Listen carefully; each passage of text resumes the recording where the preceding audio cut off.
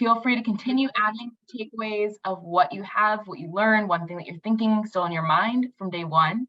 I'd love to see those in the chat. But as you log on, I really just invite everyone to take one deep breath and really come into the space. We're spending a half day together. I want to center ourselves as we get into today's session.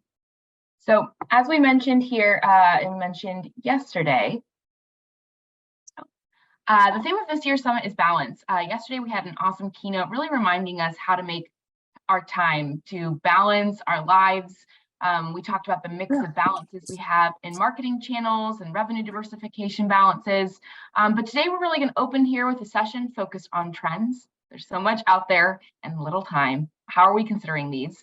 We'll spend some time in breakouts, and then we will come back to talk about balancing power dynamics and creating a plan for action after today's summit. So all the takeaways that you've been noting in your workbook, the ones that you're mentioning here in the chat, we'll make a plan for action and how to create accountability around that. So that is a lot to cover. So without further ado, I will go ahead, stop sharing screens and turn it over to Matt. We're going to go ahead and dive on in to our opening session here around trends in the nonprofit space. For those of y'all that weren't able to join the first day, my name is Matt Gayer, Executive Director here at the Catalog. I'm excited to have you all here with us this Friday morning. I'm going to share my screen to go ahead and dive on in. And I will say we did have a few questions yesterday specifically around some fundraising trends. So we're going to focus most of these around that, but if you have questions about other trends in the space, we are happy to go into them as well. How this presentation will be set up, how you'll see this kind of happen here, is that we'll talk about some of the trends we're seeing, we hear people talking about, and then kind of discuss a little bit about how true is that for small nonprofits, and also what should we be doing in response.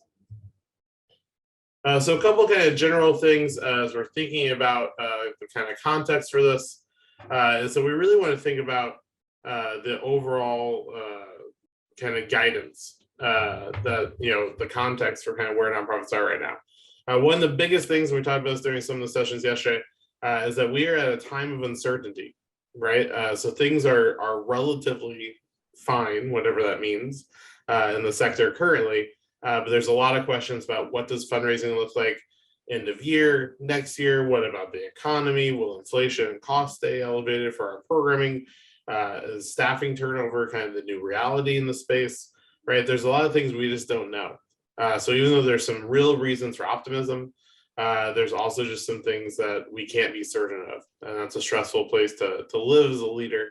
We want to recognize that. Secondly, we're still seeing donors really be engaged in the community.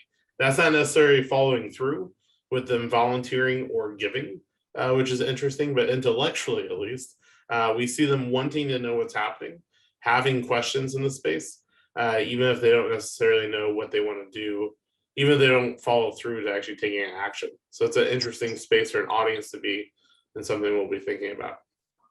And then finally, overall, when we look at the last kind of 18 months of nonprofit finance, things are actually a pretty decent picture. Donations are still elevated, although if you account for inflation, there actually was a small step back last year. But in terms of total dollars, still elevated. We'll talk about some hidden trends in that here in a second. Earned revenue and programmatic revenue back and strong for most organizations that had it pre-pandemic, and some have even added it post-pandemic. And government funding, again, has been strong, although we think that's going to greatly decrease moving forward. And we won't see kind of those rescue packages we had over the last couple of years. So diving right into the trends to make sure we have time for any questions you all have towards the end here. As the first, and at this point, probably many of you all have heard this before, right? But this trend that donations are still elevated, but increasingly they're kind of encapsulated or driven by major donors. So folks giving large amounts of money right each year, some of the biggest kind of richest donors we might have are really still giving at an elevated level. And that's making our overall fundraising numbers look pretty good, across the country. So the reality here, right, is that major donors are really leading the way there in terms of giving. And this giving's keeping kind of overall total giving afloat, right? So why last year did not have a dramatic decrease was almost solely because major donors were giving in an increased outsized fashion. Why is this happening, right? Why are major donors stepping up? A few reasons. One, we saw during the pandemic, they increased their giving. I think, they realized kind of the moment in time they were, and then they just kind of got used to giving at that level. If they were giving 5K before and gave you 10K during the pandemic, when they go to give again, they just kind of give another 10K, right? Don't necessarily think that they should drop back down. So part of that's habit after kind of doing it during the pandemic. Part of it is we have seen more major donors, at least early in the journey of understanding their privilege, their role in systems, right? Equity, justice, right? Again, a varying spectrum of how deeply they understand those issues, but they're at least aware of it in a way they weren't before. And that's leading to some giving that maybe they weren't doing previously. And then finally, as we're thinking about economic shocks, or really right now, economic uncertainty, they're more isolated from it, right? They often have a more secure job outlook. They obviously have more assets and kind of savings and wealth. So they're less concerned necessarily by some of the uncertainty in the space right now. That would change if a recession hit, but the fear of it isn't necessarily going to impact their behavior currently as drastically as it would others. Also, obviously, more isolated from things like inflation, right, and costs like that. So a couple of tips, right, for this being true, right? Major donors are engaged right now. For the major donors you have on your list, so that's pretty much anyone donating, typically we say $1,000 and above, but even $500 and above. We would advise engaging them early and often, right? So engage, if you typically don't reach out to them until August or September, maybe reach out in June or July this year. We know that there's, again, that economic uncertainty, right? So we want to build those relationships and deepen them earlier in the year than usual, so that if something was to change towards end of year, we'd already have them kind of engaged and ready to go and ready to give. So I want to make sure we're starting that kind of cultivation, stewardship engagement earlier than usual, so we can maybe make that ask in October or November, right, instead of the last week of December. And that's going to help guard against a little bit of that uncertainty. We feel pretty good, generally speaking, that in the next 6 months, nothing's going to change drastically in kind of the economic outlook. So knowing that, the sooner we can engage them during that period, the better, in terms of trying to keep them long term.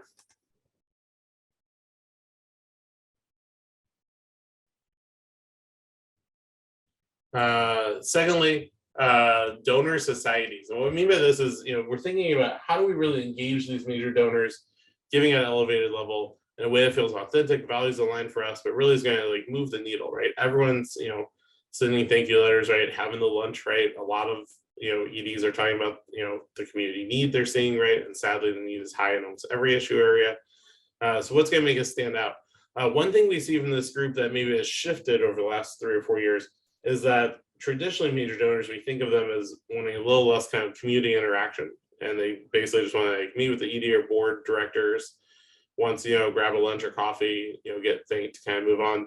We're seeing more and more of this group as they also, have changed and shifted during the pandemic, wanting interaction, wanting community, and also wanting their giving to feel less transactional.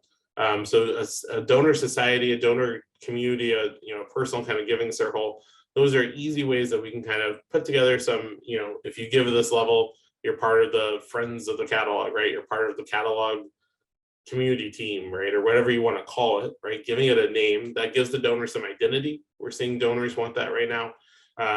You can invite them to exclusive small events, right?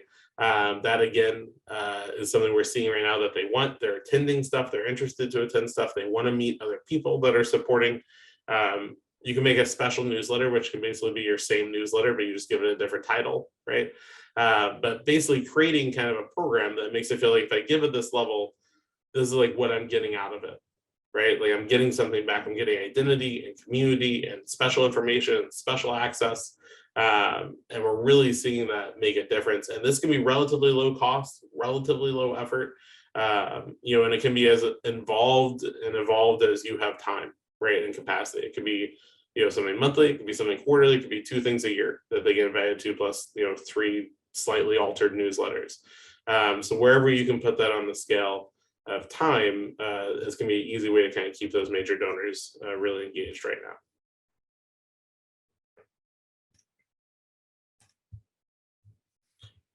The second trend, and kind of along with that, you probably could guess, is that grassroots giving is slowing pretty dramatically. According to at least one study, these numbers are kind of between 18 and 22%, but on average, about 20% of folks giving $100 or less dropped last year. So about 20% less people last year gave $100 or less than they did in 2021. These stats were relatively similar for middle level donors, 100 to 500. So in general, we're seeing small and middle level donors dropping out. Again, about 1/5 of a drop from 2021 to 2022. Part of this was going to be expected, right? More people were giving than ever before during the pandemic, so some of that was bound to drop. But this decrease goes beyond just that. So there's something else at play here as well. Often these are going to be younger donors, newer donors to the organization. Folks that we really were hoping to kind of keep engaged in the long term. While this may not be a huge revenue concern today, right? Any one donor giving 50, 60, even $200 is not necessarily a huge deal to our budget. For some of us, the collective amount that those type of donors give is pretty substantial. And that would be a real revenue hit today. And for all of us, these donors giving at that level today are the folks that 5 years from now are going to be giving at that $500 to $1,000 level in a lot of cases. Not all cases, but often, a typical major donor to you gives to you for several years at a lower level before they start giving you $1,000. We definitely have some donors out there that come to you and kind of start at that level for sure. But in most cases, people give $100, $200 here or there. And then maybe they get to that 400 or 500 level. Then they're a little older, right? They've advanced in their career a little bit. Now they're giving more than 500, 1,000. So if we lose this group now, we will have a gap in our donor pool a few years from now. And that's something we really are thinking about, both for the revenue impact today, but what that means for our long-term support. So a couple of things to think about if you're going to try to address this trend in the space and make this less true for your organization. First is that we just want to make sure that folks that are giving that level feel included. A lot of times, if we look at our website and our first giving level is $100, right? That's going to make anyone giving less than that not really feel like they're part of what they can kind of give. So I want to make sure that there's some representation there for those lower dollar amounts so that people feel included and feel like their gift matters to you. Secondly, we see a lot of times for donors at this level, responding most to campaigns, right? Think about like a Giving Tuesday, anniversary campaign, end of year campaign, whatever it might be, but responding really well to an urgent call to support for a specific thing, right? And that's because they're getting asked all the time, like we all are. If you look at your Gmail inbox, right, there's probably a dozen donation asks in there from the last few weeks alone, right? So doing this campaign where we're saying, hey, you have to give by Friday, we're doing it to raise money to do this thing. We really need your support. There's a match, right? The more we can incentivize and specify the ask there, the more we're seeing these donors give. So it's really important that we have a couple of campaigns throughout the year to be able to really drive some action on our lower level donor front. And then finally, again, somewhat similar actually to major donors. These donors are also, again, looking for their giving to feel like more collective action than individual transaction. Right? So individual transaction to collective action for these donors, wanting to give as a form of protest, wanting to give as a form of organizing, wanting to give as a form of, really them being in the community, right? Their gift is like their action, right? Is their service. So wanting to find ways to connect them with each other, getting them into, volunteering, right? Getting them into events, making them feel really connected. And why this is happening, I will say, why is this kind of giving slowing? There's a lot of reasons, right? So no one knows exactly. People are still kind of unpacking that kind of psychologically, why people are giving less. But we know some of the causes, right? Compassion fatigue. They have some fear and uncertainty about the economic situation and political situation moving forward. They're getting a lot of misinformation or a lot of just diverse information and they don't know how to process, right? Trust the nonprofit sector is lower than it has been, as trust in the government and public sector has waned, right? So for all these things together, what we see is kind of one way to fight back against that is really, and we'll talk about this in another trend here in just a second, is storytelling. So really trying to kind of tell people what's actually happening on the ground, give them some examples of progress, right? So they feel like something hopeful is actually happening in the community. We're really seeing donors respond to those messages right now, and more important than ever that we're spelling those out, because people don't necessarily have that sense, and that sense of progress is going to be key to getting these folks back in on our donor rolls. Third trend, as I just mentioned, is that in general, there's never been as low of kind of broad trust in the kind of quote unquote nonprofit sector as there is today. Trust is lower in nonprofits than it has been since it's been tracked, and this is a continuing trend since the 2010s. And some of this is fair, right? Some of this is legitimate questions about the structure and the system, right? How and why nonprofits were created, and really looking at kind of the equity and justice within the space. But a lot of this also has nothing to do with nonprofits. A lot of this has to do with how folks feel about government and public sector right now. A lot of this has to do with some of the stories they've seen from international or national NGOs and some of the scandals or leaders, et cetera. And a lot of that then trickles down to how they feel about community-based organizations that haven't done anything to be deserving of that lower trust. But regardless, we know that that's the reality, right? And this community work has been politicized in a lot of ways. So what can we do to fight back against that? What can I do knowing that if I'm going out to the public trying to get new supporters, there's gonna be at least some people asking this question of like, should I support a nonprofit? One tip there, again, as we just mentioned on the previous slide, is storytelling, right? People can question stats all day long. They are less likely, some still will, but they're less likely to question stories and narratives and anecdotes, right? Even though they should technically probably be more trusting of the stats in a lot of cases. They have some real skepticism around the data, but they're more likely to trust the more hyper-local stories, right? So the more we can focus on being hyper-local in the community that they live or work, and the more we can focus on stories of impact, supporting those with stats, that's going to help kind of, again, begin to bridge that trust gap that we're seeing. Secondly, we want to make sure we explain to donors how we do our work. So especially as smaller organizations, we have to do our work in incredibly intentional, thoughtful, and creative ways. They may not be aware. Right? They hear you run an after-school program. They're just imagining a big gymnasium, bunch of kids running around in chaos with a couple like overworked summer volunteers. And that may or may not describe our programming, but for most of our partners, they're doing something more thoughtful there. Right, they're doing actually a really kind of creative, well-developed, professionally designed curriculum. They're making it look a lot different than you might imagine, and it's important to explain that process, right? Explain a little bit about your work. So if you're not doing something that you think your donors are naturally going to understand correctly, it's important to kind of pull back that curtain a little bit, let them see, because a lot of times that's going to make the difference in them kind of trusting your impact or not. Fourth trend here, we just have two more because I know we have to wrap up here in just a minute. But it's kind of where the headspace of our audience is right now. So we're looking at kind of some of the surveys out there, some of the anecdotal conversations we're having with donors and volunteers right now in the community. We're seeing a lot of conflicting opinions.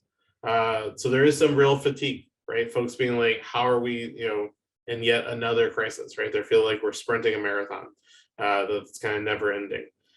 In a lot of ways, they're realizing that these issues have been there for a long time. We've known that they've been urgent issues in the community, but a lot of them, that donor and volunteer community didn't, slash also new challenges as well. So that generosity fatigue is a real thing that we're thinking about. And again, one way to address this in donors is showing some stories of progress. It doesn't have to be perfect, but showing them that something good is happening helps them kind of have that hope versus fatigue. We're seeing, in terms of how they get their information, a more fragmented social media landscape than ever before. Folks are increasingly on one platform primarily, and that platform is going to vary from Facebook to TikTok, right, to who you're talking to. And that makes it harder for us to get our information and message out. So we have to have a more nuanced communication strategy for how we're getting in front of our audience. There's a heightened kind of awareness and desire to be part of and involved in the community, even though, again, that is sporadically leading to action. So we want to make sure we're talking about the local nature of our work, because that's a big driver for donors and volunteers right now.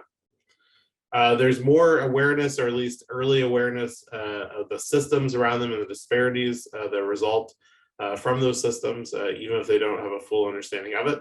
So talking about how our work ties up in the systems of power and justice is going to be important, especially for our younger donors who are going to be asking those questions. A lot of kind of concern, right, about what happens next. They, like our sector, are uncertain, right, about what's going to happen next in the community. They have some real anxiety over that and fear. So it's important, again, that we're talking about kind of short-term plans. So not like 3 or 5 year plans, but like, what are we going to do across this year? What are we going to do across the next 18 months? So give them some idea, right, that we have a direction, because they're looking for that kind of sense of progress. And then finally, it really is some people looking at things as really hopeful. We're out of the worst of it and things are getting better. Others not necessarily seeing the light at the end of the tunnel yet. So our tone and our messaging right now, we're almost seeing a shift towards being practical, right? So not being overly optimistic, but also not being overly alarmist or negative, and just kind of being like, things are going on in the community, but here's how we're addressing them, right? And here's some stories of progress. Here's some stories of success. So really kind of taking that kind of muted, practical approach seems to be resonating the most with donors, but depending on your audience, it might be a very hopeful or not hopeful one. So a good thing to kind of try to get a pulse on, because it's more diverse than it used to be. And then finally, as we wrap up here, before we go into breakouts, is that we are seeing demographic trends in the donor space both change and not change. So the average age of a donor actually increased in 2022 to 64 years old, right? So technically the average donor is getting older, but that's just because we have some donors who are really in that kind of greatest generation, even kind of beyond kind of baby boomers, that are still kind of elevating that stat. The largest potential donor pool and the largest potential kind of financial resources are now officially in kind of Gen X and below, right? So those kind of mid 50s and below. And that is the first time that's true in a real shift. So while we need to look younger, we also need to be realistic that, half of, donors, about 40% are going to be in that kind of 60 plus category. And the average age is still up there too. So the real takeaway from here, I won't go through all of it, is just to have a really kind of varied marketing strategy. Direct mail, still real, still need to do it. At the same time, we have a really kind of complex digital strategy. So we're being asked to kind of know more and do more in the comm space, but really important because of the kind of diverse audience that we're trying to reach. So with that, I'll leave you with kind of a couple quick next tips. Again, we'll share out these slides next week, so don't feel like you had to take kind of copious notes there, but hopefully some helpful information to start thinking about where we are and how we're responding to some of these trends we're seeing in the fundraising space. With that, we'll go ahead and pause here. The next session we're doing are breakouts. So there's 3 breakouts. If you are sticking around for the board one, we will be here. Everyone else, there are links in your workbook and agenda to head off to your session. So we'll see you there right at 10:30 in just a few minutes. Thank you all.